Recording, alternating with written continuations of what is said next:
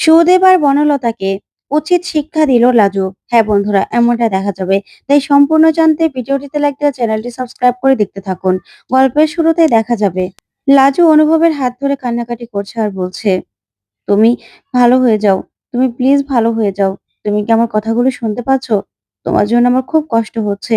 আমি জানি আজকে সবকিছু হয়েছে আমার জন্য। তুমি কেন লড়াই করছো না? বলো, তোমাকে তো বাঁচতে হবে। তুমি আমাকে পথ দেখিয়েছো। তোমার জন্য আমি পড়াশোনা শুরু করতে পেরেছি। এই সবকিছু তোমার জন্য।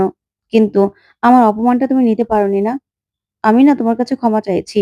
তুমি সুস্থ হয়ে যাও। না হলে আমি নিজেকে ক্ষমা করতে পারবো না। আমিও যে ভালো থাকতে পারবো না। এই বলেই কান্নাকাটি করতে থাকে লাজু। তারপর আবার লাজু মনে, মনে ভাবে, না, আমার কথাগুলো যদি তুমি শুনতে পাও, তখন যদি তুমি কথা বলতে না পেরে কষ্ট পাও, না আমি আর কিচ্ছু বলব না। কিচ্ছু বলব না আমি। অন্যদিকে রিসেপশনের ওখানেই সুদেব চলে আসে। এসেই রিসেপশনের লোকটাকে যা নয় তা বলতে থাকে আর বলে, "আমার বউ লাজু কোথায়? বলুন লাজু কোথায়?" তখন সেখানে থাকা সব অভিভাবকরা চমকে যায় আর বলে, "এটা কে? পাগল নাকি?" তখন সুদেব তাদের সঙ্গে খারাপ ব্যবহার করতে থাকলে বনলতা চলে আসে আর এসেই বলে, "সুদেব, কি করছো তুমি? এরকম কেন করছো? আচ্ছা, আমি তোমাকে নিয়ে যাব। কিন্তু এখন তুমি কিচ্ছু বলবে না। জানো তো, লাজু গিয়ে অনুভবের কেবিনে গিয়ে বসে আছে। বুঝতে পারছো তুমি? তোমাকে কি করতে হবে?" তখন সুদেব বলে, "শোনো টিচার দিদিমণি, তোমার কথা না আমি আর শুনবো না। আজকে আমি লাজুকে এখান থেকে টানতে, টানতে নিয়ে যাব চুলের মুঠি ধরে। তোমার কথা শুনে আমার অনেক খারাপ হয়েছে।" তখন বনলতা অবাক হয় আর বলে, "কি বলছো তুমি?" তখন সুদেব বলে, "হ্যাঁ, আমার যা ইচ্ছে হবে আমি তাই করব।" তখন সুদেব আবার রিসেপশনিস্টের সঙ্গে আবার চিৎকার চেঁচামেচি শুরু করে। তখন অনুপম আর বৌদি সেখানে চলে আসে। আর এসেই সুদেবকে দেখে চমকে যায়। তখন অনুপম বলে, "এ কি সুদেব? তুমি এখানে কি করছো?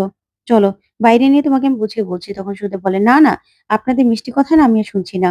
আমার বউ লাজু কোথায়? ও মিথ্যে কথা বলে এখানে চলে এসেছে। ওকে আমি এখান থেকে নিয়ে যাব।" তখন অনুপম বলে, "দেখো আমার ভাইয়ের না অবস্থা খুব খারাপ। তুমি প্লিজ এরকম করো না।"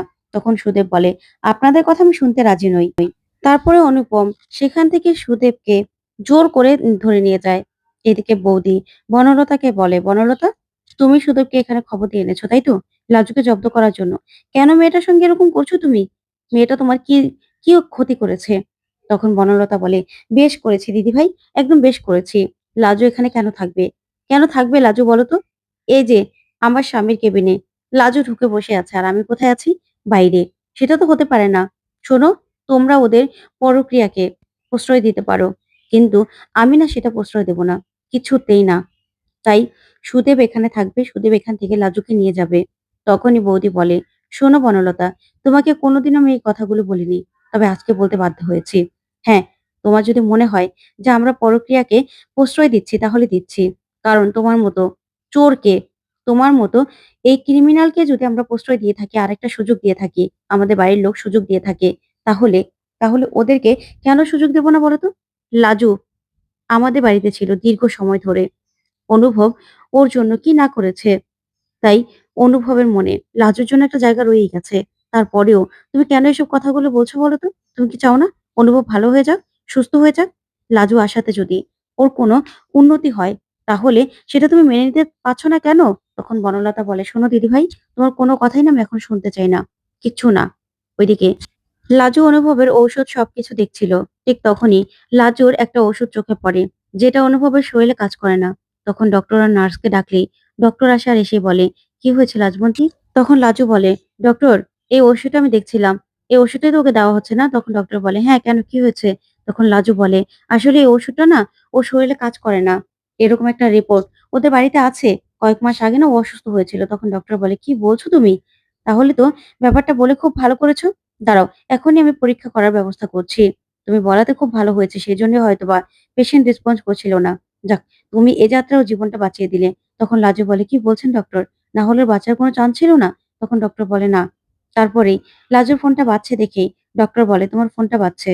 তখন লাজু ফোনটা রিসিভ করলেই বৌদি বলে, "লাজু, এখানে সুদেব এসেছে। বনলতা সুদেবকে ডেকে নিয়ে এসেছে। খুব সিন ক্রিয়েট করছে। আমরা কিছুতেই সামলাতে পারছি না। তুমি এসো।" তখন লাজু বলে, "ঠিক আছে, আমি আসছি।" এই বলেই লাজু বেরিয়ে আসে।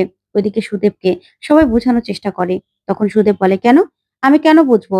আমি লাজুকে এখান থেকে নিয়েই যাব।" তখন সেখানে অনু এসে পড়ে। আর অনু এসে বলে, "কি ব্যাপার? এই সুদেব এখানে কেন?" তখন বৌদি বলে, "আর কে?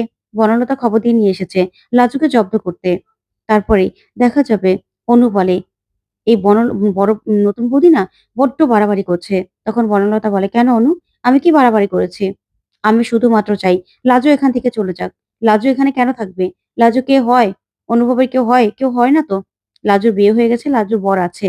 লাজুর বর যদি ওকে নিয়ে যেতে চায়, তাতে তোমাদের কেন আপত্তি? আর শোনো, আমি অনুভবকে এই লাজুর ক্লিপ থেকে বের করার জন্য যা, যা করা দরকার সব করব। এই যে ওদের পরক্রিয়াটাকে তোমরা প্রশ্রয় দিচ্ছ, সেটা কি ঠিক করছো?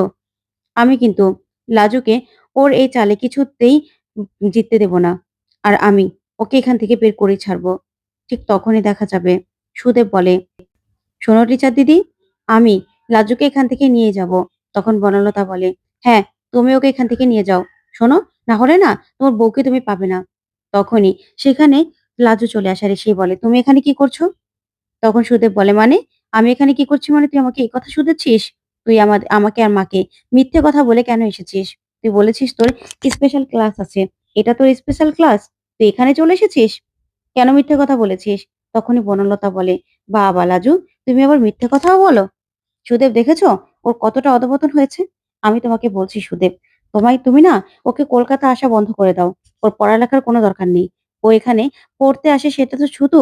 ও আসে অনুভবের সঙ্গে পরক্রিয়া করতে। তাই ওকে একদম বন্ধ করে দাও পড়ালেখা করা। আর ওর এই কলকাতা আসাও বন্ধ করে দাও। তাহলে যদি তোমার বউ তোমার কাছে থাকে, তখন লাজু সব কথা শুনতে থাকে। তারপরে দেখা যাবে সুদেব বলে, "চল, তোকে আমি এখানে কিছুতেই থাকতে দেব না।" তখন লাজু বলে, "না, আমি কোত্থাও যাব না। আর বেশ করেছি মিথ্যা কথা বলেছি। শোনো, আমি যদি সত্যি কথা বলতাম, তোমরা কি আসতে দিতে? দিতে না তো? আর আমি তো দীপা দিদির কাছে সব কথা শুনেছি। তোমরা প্ল্যান করে আমাকে নিয়ে গেছিলে, যাতে আমাকে আর এখানে আসতে না দাও। সেইজন্য আবার আটকাবে বলে। তাই তো?" তখন সুদীপ বলে, "বেশ করেছি। তোকে আমি আসতে দেব না তো। তোকে আমি আটকেই রাখবো। তুই আমার বউ। তাই আমি তোর স্বামী। আমার কথা তোকে মানতে হবে।" তখন লাজু বলে, "না, আমি তোমার কথা মানতে বাধ্য নই। আমার যেটা ভালো মনে হয় আমি সেটাই করব। বুঝতে পেরেছো? আমি এখান থেকে না কোত্থাও যাব না।" তখন বনলতা বলে, "কেন লাজু? তুমি কেন যাবে না?" তখন লাজু বলে, "শোনো বনলতা দিদি, তোমার সমস্যা থাকতেই পারে। কিন্তু আমি না ওই মানুষটার ভালোর জন্য সবকিছু করতে পারি। আমি এখান থেকে কোত্থাও যাব না।" তখন সুদেব বলে, "তোর এত বড় সাহস? মানা ঠিকই বলে, তুই একজন নষ্টা মেয়ে মানুষ। তোকে আমি এখনই নিয়ে যাব।" তখন লাজু বলে, "তাহলে তোমার মা যখন নষ্টা মেয়ে মানুষ বলেছেই, তাহলে আমাকে নিয়ে যেতে হবে কেন? আমাকে নেওয়ার জন্য কেন এরকম করছো? আমি যাব না। কোত্থাও যাব না।" তখন সুদেব লাজুর গায়ে হাত তুলতে গেলে লাজু হাতটা ধরে ফেলে আর বলে, "একদম বেশি বাড়াবাড়ি করবে না। তাহলে কিন্তু দারোয়ান ডেকে তোমাকে এখান থেকে বের করে দেব। এখানে না বাড়াবাড়ি করবে না। বুঝতে পেরেছো?" তখন সুদেব বলে, "কি? তুই আমাকে এই কথা বলতে পারলি লাজু? দারোয়ান ডেকে বের করে দিবি?" তখন লাজু বলে, "হ্যাঁ, বেশ করেছি। শোনো, তুমি এখনো তো তোমার কোন রকম কোনো যোগ্যতা নেই। নির্বোধের মতো কাজ করো। এই তোমার টিচার দিদিমণি যা বলে তাই করো। কদিন আগেও তো আমি তোমাকে ছেড়ে দিতে চেয়েছিলাম। তুমি আমার কাছে এসে পা ধরে কান্নাকাটি করেছিলে। তখনও নিশ্চয়ই তোমার টিচার দিদিমণি বলেছিল কান্নাকাটি করতে, সেজন্য এসেছিলে, তাই না? তুমি তো এখনো নিজের বাবার হোটেলে খাও। নিজের কোনো যোগ্যতা নেই।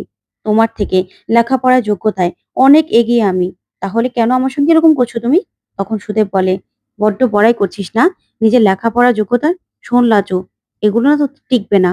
তখন লাজু বলে, "আমি বড়াই করছি না। আমি যেটা সত্যি আমি সেটাই বলছি। নিজের নিজে কিছু করেছো? স্বামী হওয়ার যোগ্যতা তোমার আছে? যখন আমাকে সারা দুনিয়া একা ছেড়ে দিয়েছিলে, তখন এই মানুষটা আমাকে আশ্রয় দিয়েছিল।